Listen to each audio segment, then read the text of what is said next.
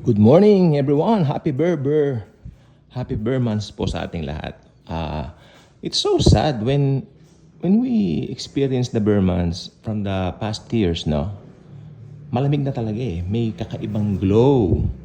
But right now, I feel it's a little gloomy at malungkot ang dating. Ano? It's not, ewan ko, siguro dahil humid ang weather dito sa labas. Ano? At hindi po kaaya-aya katulad nung, siyempre nakadungaw yung haring araw, naka-sunshine, tapos blue skies.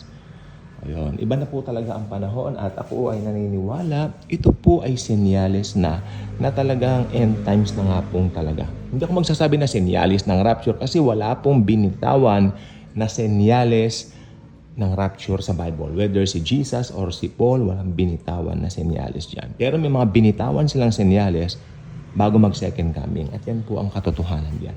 Okay, let's proceed to the topic. May lang po tayo ngayon pero it really makes sense. At ito naman po ay if you will choose to believe this, fine. Okay, ako inaral ko rin po ito. Pero, syempre, yung opinion ko sa akin na lang po yun, it's up to you if you're going to believe what I'm going to say in this video. Okay? So, it's all about the 144,000. Who are they? Alam niyo po ba, ever since naging Kristiyano ko, isa po ito sa pinaka-iniiwasan namin pag-usapan. Dahil wala namang makakatumpak na sagot nito eh. Oo, maraming Kristiyano hindi po alam yan. At hindi interesadong malaman. Kasi maraming Kristiyano, puro ang alam lang nila na pag-aralan, puro yung mga traditional, mga ganon. Itong mga ganito, mga eschatology, iniiwasan po yan. Maski na may ibang mga pastor, sapagkat they believe na malilito raw yung mga tao.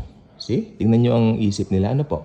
So, sa ating mga nakakaunawa na po sa eschatology, alam natin yung totoong mangyayari. Hindi po yung kalituhan sa atin. Ito po ay magandang babala para sa mga tao na Jesus is coming anytime to get His church sa rapture. Okay? Proceed na po tayo. Yung 144,000, ibibigay ko na lang po sa inyo yung facts kung ano po itong mga ito. Ito po ay mga Jews, mga Hudyo. Hindi po pwede maging Gentile yan. Sapagkat binabanggit po ng Biblia na mga Hudyo ito. Pangalawang facts, ito po ay mga male, all males. Male Jews po sila. Amen? At pangatlong facts, no? Ito po ay magaganap sa end times. Yun lang po ang tatlong facts na bibigay ko po sa inyo. Sapagkat ito po ay talagang, masasabi ko nga po na, ayaw ko sabihin masyalan, sapagkat ito po ay doktrina ng Biblia, nasa Biblia po, at kailangan din po natin pag-usapan paminsan-minsan. Pero, marami pong naniniwala na po ngayon. Ito hugot na po ng panahon yan Sapagkat marami na pong naniniwala ngayon. Ibig sabihin, dati meron silang ibang view regarding this certain topic or doctrine. Pero right now, marami na pong naniniwala na ang 144,000 na ito ay yung mga babies na lalaki na ipinapatay ni King Herod. Di ba sabi niya, patayin lahat ng sanggol o patayin lahat ng batang lalaki, ages 2 pababa. Tingnan nyo, nag-secure talaga siya, no? Kasi ayaw niya maagawan siya ng trono. Diyos ko, napakababaw ni Herod. Hindi lang niya alam kung anong klaseng trono meron yung baby niyan. Yung trono ni Jesus pang walang hanggan. Yung trono ni Herod nangalawang.